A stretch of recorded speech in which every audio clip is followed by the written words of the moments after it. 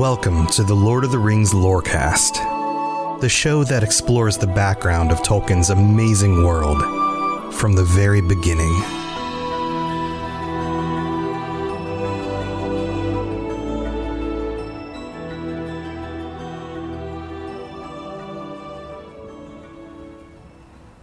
Today I am taking in the vistas near Nargothrond from a mound, an artificial hill called Amon Ethyr. This is a place that was created by the elves. The people of Finrod decided to build this mound. If you saw it from a distance, you would think it was a lonely hill, but in fact it was artificial. There are a number of these around in our own world, among many ancient civilizations, and this one here, just about a league outside of Nargothrond, was built by Finrod's people for a purpose. It is called Amon Ethyr for a reason. Amon Ethyr means Hill of Spies, or Spy Hill. Now, why would they create a hill outside their own city to spy? Well, it wasn't spying in the sense of looking in on an enemy so much as it was a location that they could go. They could hide their men, and their men could watch the lands around Nargothrond in case there were enemies. Enemies like the army of orcs and Glaurung, the dragon, who just sacked the city. And like any dragon would do, because it's their very nature, he has taken all of the wealth from the city and heaped it up into a hoard. And he is now resting on that heap. And there's one thing I wanted to address before we get into this episode. I got a message recently about my representation of Glaurung on the most recent episode, and somebody wrote, "Hey, love the show. By the way, dragons are not Maiar." And I understand that I put forth that picture on the last episode. I also understand that, and just to address this from both angles, they're right.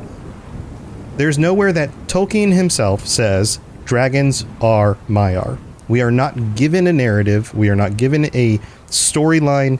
We are not given a letter where he addresses this directly and says that that is the case. But we're not given the opposite case either. He has not, as far as I'm aware, and maybe somebody can point me to some little snippet of a letter somewhere that he addressed this, but as far as I've done in my research and the things that I know, he didn't say that they're not either. And when we look at the creatures of Middle-earth and the powerful creatures of Middle-earth, and you look at them on the scale of their abilities and the way they work,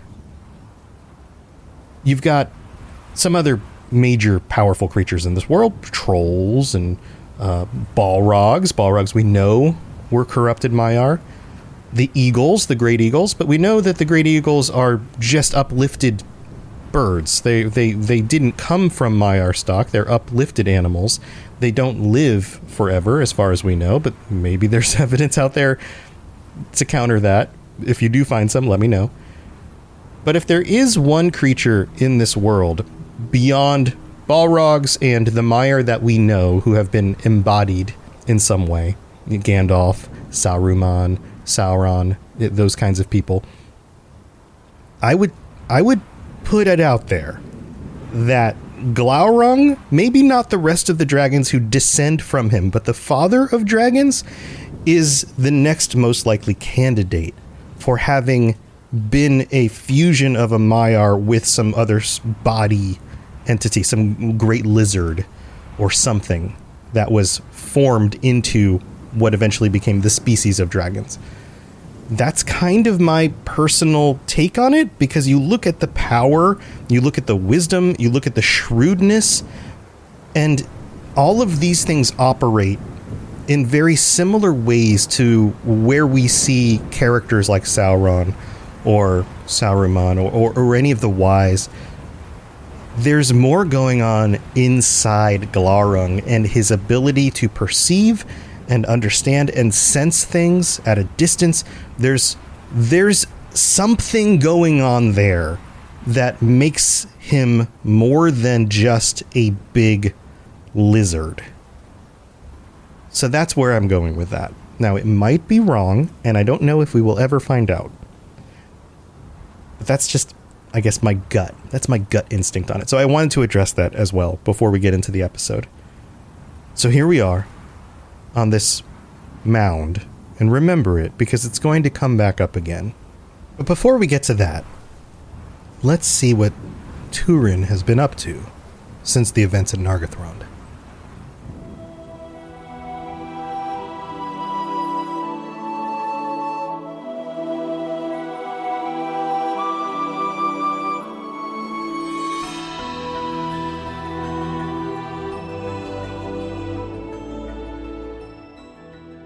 So Glarung lets Turin go.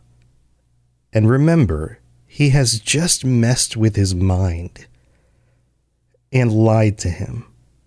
Turin believes that his mother Morwen and his sister Nienor, who he has never met, are in dire peril, back in Dorloman, back at their home.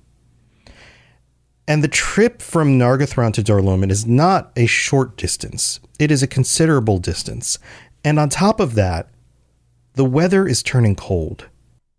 We are told in this passage that Turin hastened along the ways to the north through the lands now desolate between Narog and Tieglin, the area that the evil armies had marched through and that Glarung himself had cleared out with his stench and his toxic fumes. And the fell winter came down to meet him, for in that year snow fell ere autumn was past. It was a very early winter that year, and spring came late and cold. This is another one of those moments where Tolkien gives us a glimpse of the weather. This is one of those things you'll notice a lot in, for example, The Lord of the Rings. He's very concerned about keeping time and making sure that distances make sense. He always does this. He makes sure that when characters are traveling, they're traveling in realistic fashion, in realistic distances. And the only time he ever really pushes the boundaries on this are during moments of great haste, like Gandalf riding Shadowfax across the countryside faster than could be possible in a regular horse, or the mustering of the Rohirrim to Gondor. The amount of distance that they travel during that time is incredible, but not 100% unbelievable. It just starts to push the boundaries of anything that we've seen happen in reality. So what we are seeing here is a reminder of the time passing. That's one thing, because he wants to keep that in check. But secondly, he notes very specifically that the winter has come early. That is not something that happens usually. And on top of that, the winter extends longer this year into the spring. It is a cold and late spring, he says, right here. Now, why would that be? Was it coincidental that that just happened to be a colder year of record when Glarung and the army of the orcs marched on Nargothrond? Or are these the machinations of Morgoth, sending the cold down from his fortress in the north in order to make it more difficult for the free people? We know that Morgoth throws his own power into the world itself in order to affect things.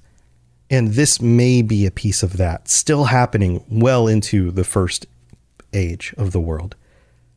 And as Turin travels north in haste across 40 leagues, that's 120 miles, he feels like he's hearing the cries of Findulas, calling to him by the woods and by the hills. Now, is he actually hearing her cries? Probably not. She was taken away ahead of him and driven by the orcs, or at least that's what he would assume in the situation. It's more like his conscience or a voice in his head is trying to get him to go on the right path here. And then we're told this.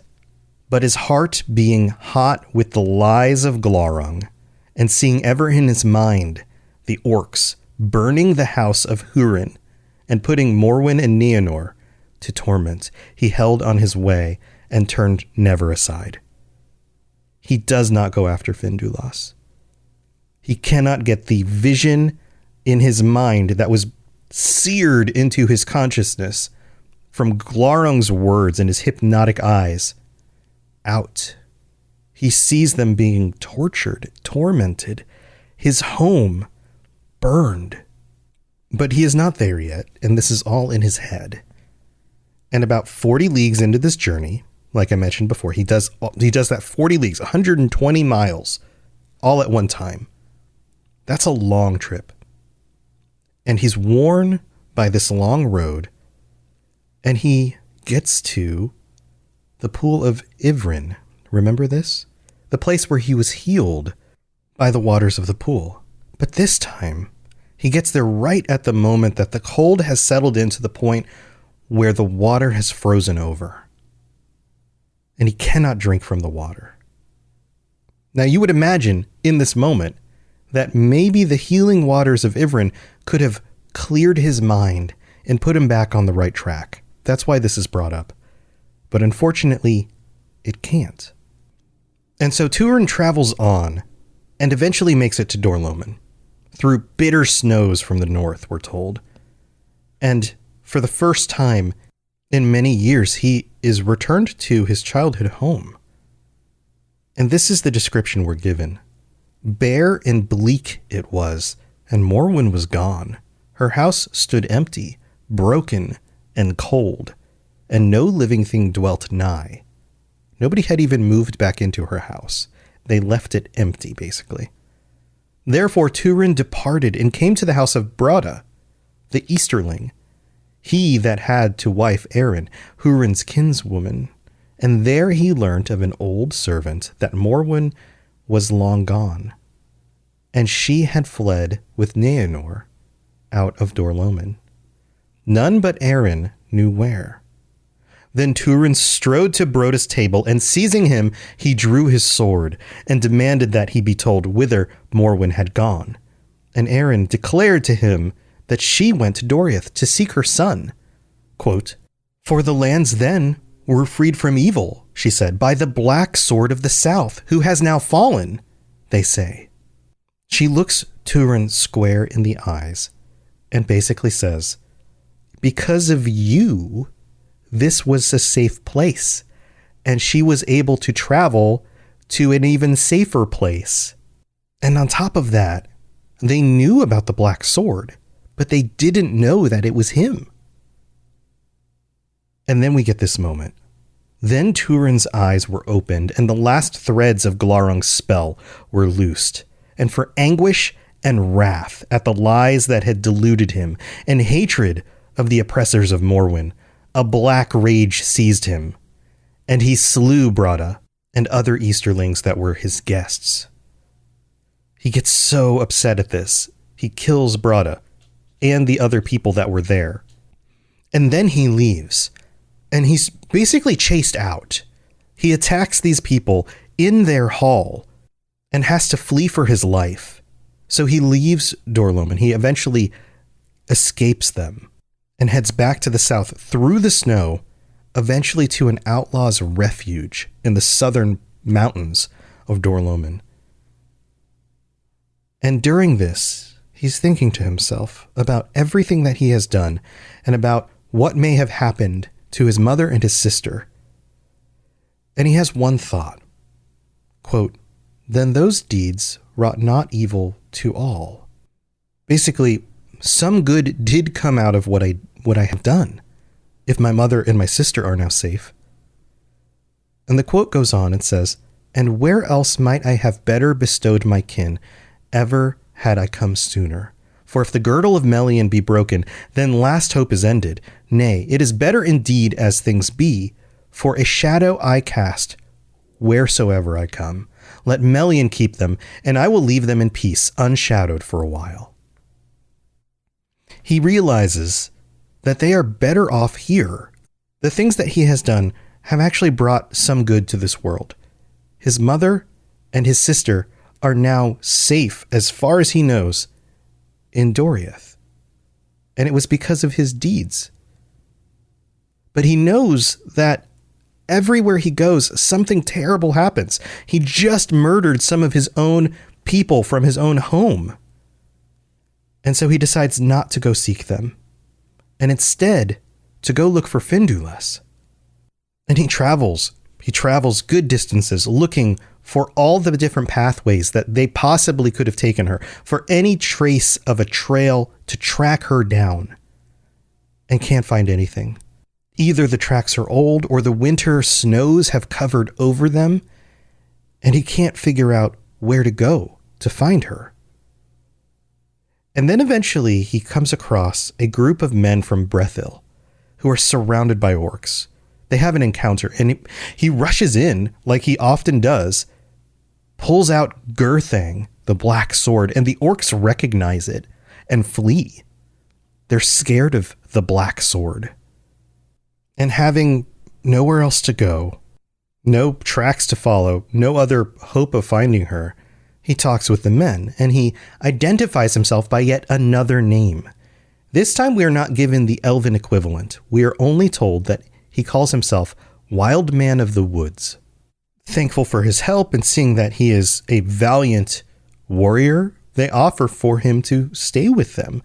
But he says, "No, I'm sorry. I'm on an errand. It has not been fulfilled yet. I seek an elven woman named Findulas, who is taken from Nargothrond, Orodrith's daughter." The leader of this group speaks up. His name is Dorlas, Dorlas. And he knows of Findulas. And the book says that he told him grievous tidings of her death, for the men of Brethil had waylaid at the crossings of Tiglin the orc host that led the captives of Nargothrond, hoping to rescue them. These were good men trying to help out. Quote, "But the orcs had at once cruelly slain their prisoners, and Findulas they pinned to a tree with a spear. So she died, saying at last, quote, 'Tell the Mormagil that Findulas is here.'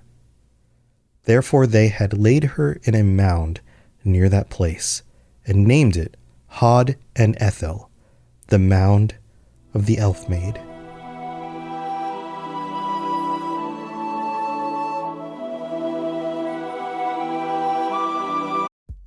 It's time for that spring reset. I'm taking a look at everything in my closet and figuring out that, oh no, this absolutely needs to go. And it's about time I replace things so that my clothes aren't older than my 15-year-old. Now you might think that they lasted that long because they were well made, but no, they're in terrible condition. Unlike the new jeans I just got from Quince. Jeans have always been my personal go-to because you can kind of wear them for lots of different things, but maybe they're not your thing. Maybe you're looking for, 100% European linen with insanely soft flow knit activewear fabric. It's definitely getting warmer, and their flow knit activewear is moisture wicking, anti-odor, and soft enough that you'll actually want to wear it every day. So pick out what you want. You can't go wrong because they have prices 50 to 60% less than similar brands. And like I said before, they are high quality. I continue to wear their clothes all the time, and I know that these new jeans are going to last me a lot better than the other things in my wardrobe. And on top of it, they look great. They're so comfortable, and I spent just as much on the jeans that I am now cleaning out of my wardrobe. So if you're looking for something better, just all around better, go check out Quince. So go do it right now. Refresh your wardrobe with Quince. Go to quince.com/ringslore for free shipping and 365-day returns.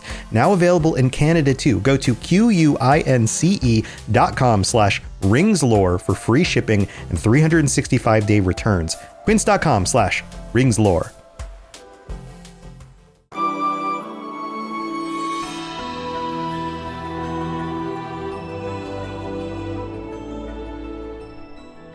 Welcome back, everybody. This is the middle of the show. This is where I get to thank all of my wonderful patrons for helping to support this show and the work that I do here. I really do appreciate all of you.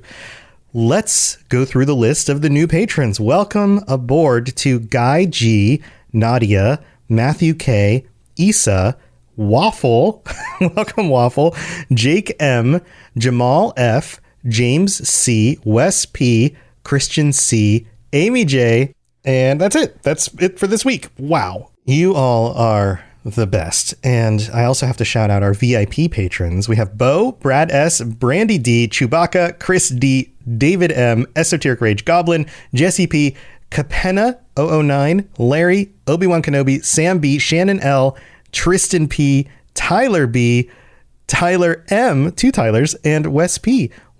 Wow. Thank you to all of you and for all of your support. If you would like to check out why all of these people are supporting the show, maybe go to patreon.com/LOTR Lorecast. You can check out the ad-free episode tier where you get episodes early, or you could check out the tier above that where you get all the bonus episodes. Every week I put out an extra bonus episode, and recently we've been going through some of a variety of different things. We kind of change it up every week, but listening to some of the interviews with J.R.R. Tolkien toward the end of his life and some of his perspectives on some of these things, I think we're going to continue with that this week as well.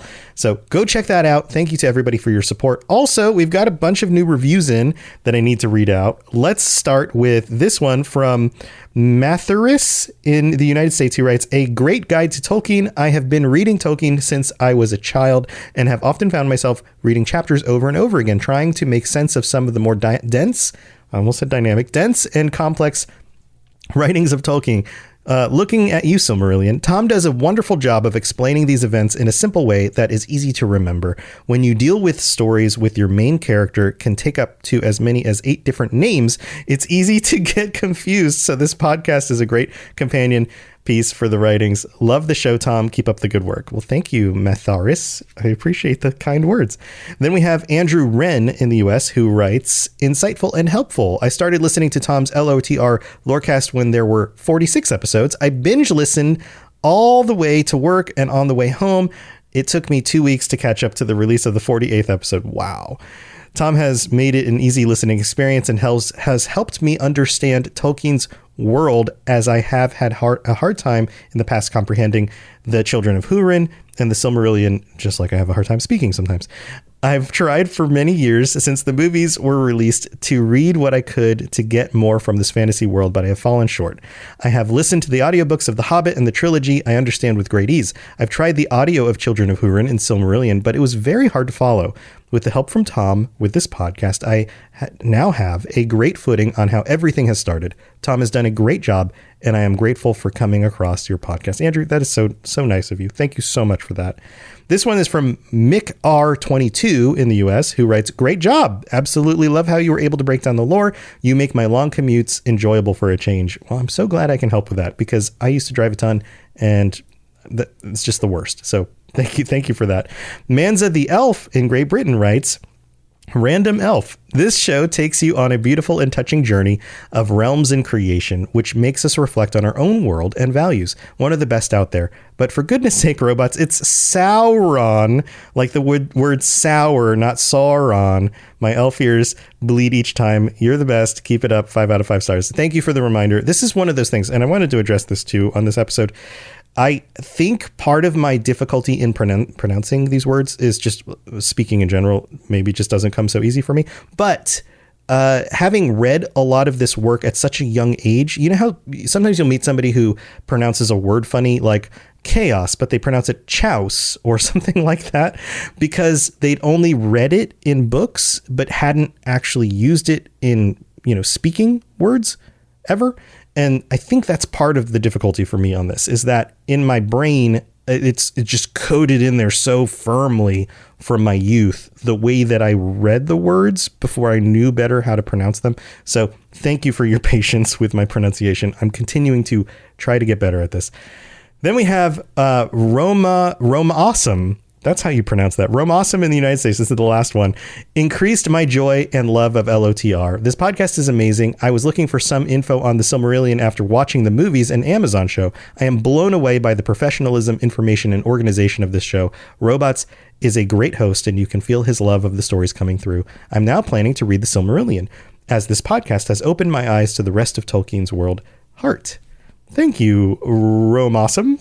And to everybody who helps support the show and share it with your friends and leave reviews, any of that stuff. Future reviews on Apple Podcasts, 5-star reviews will get read out. You can also rate the show on Spotify or whatever platform you're listening to. All of that is extremely helpful in making sure other people can find the show. So thank you for all your support. Let's get back to the story, though. Here we go.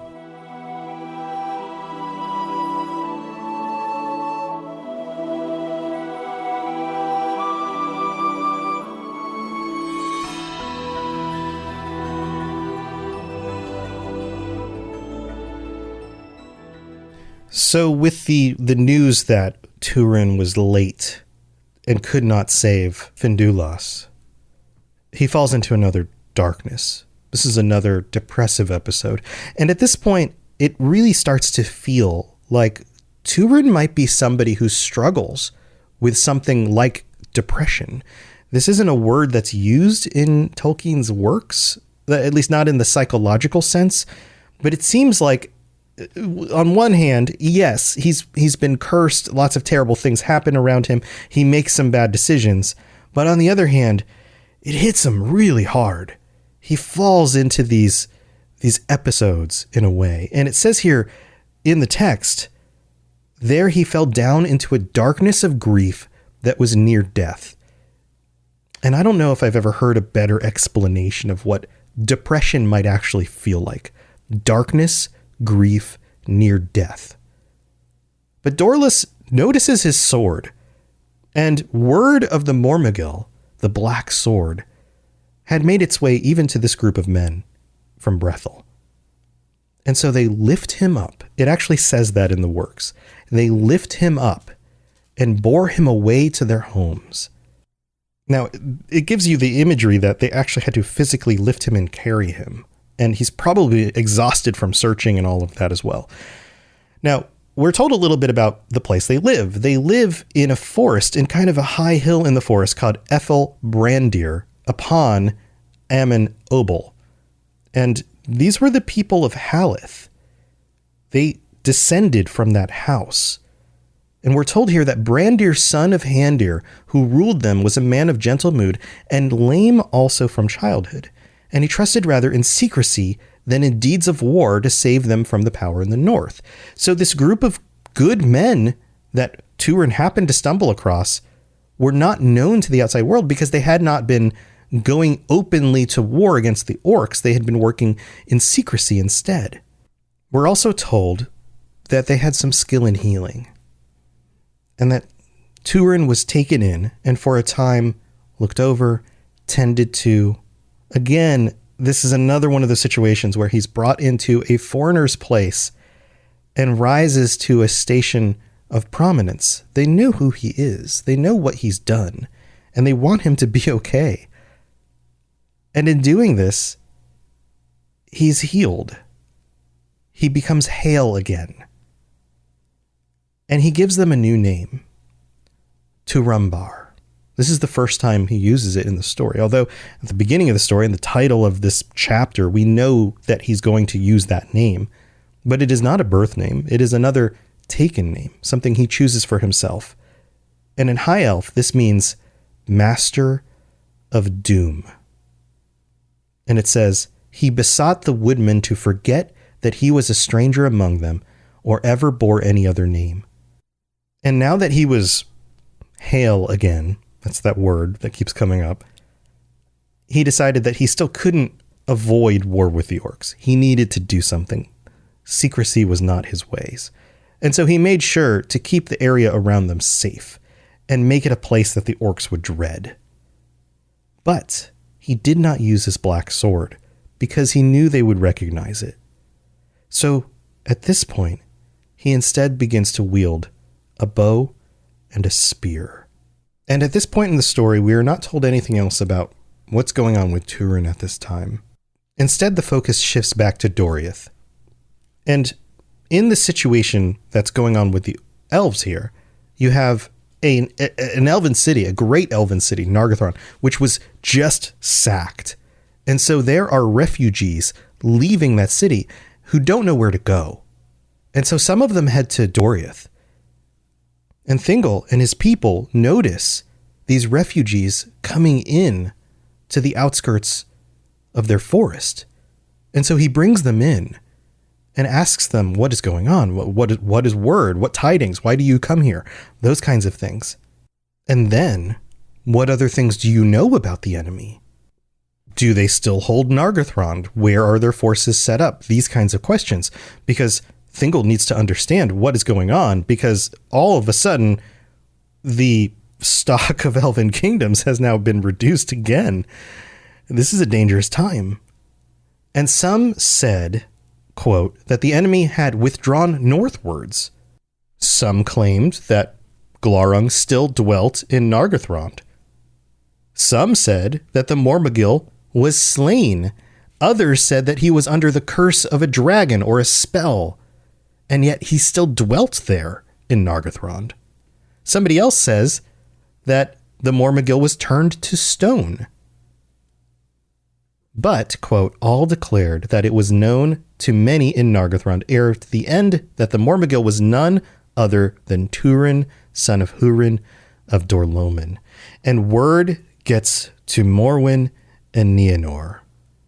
They know for a fact now that the Black Sword, who was defending the lands, who had created a situation where they could leave and make their way to Doriath safely, was Morwen's son. And Morwen understands now that the information that they are getting from these refugees who have fled this terrible situation in fear for their lives, well, the information's mixed. Is her son still alive? Is he not? It seems like he was. Is he out there? And so Morwen decides to head off alone into the wild to either seek him or some true tidings of what actually happened to him. Now, you would imagine that this would be a very dangerous thing to do, especially during this cold winter with Morgoth's forces openly between the land of Doriath and Nargothrond.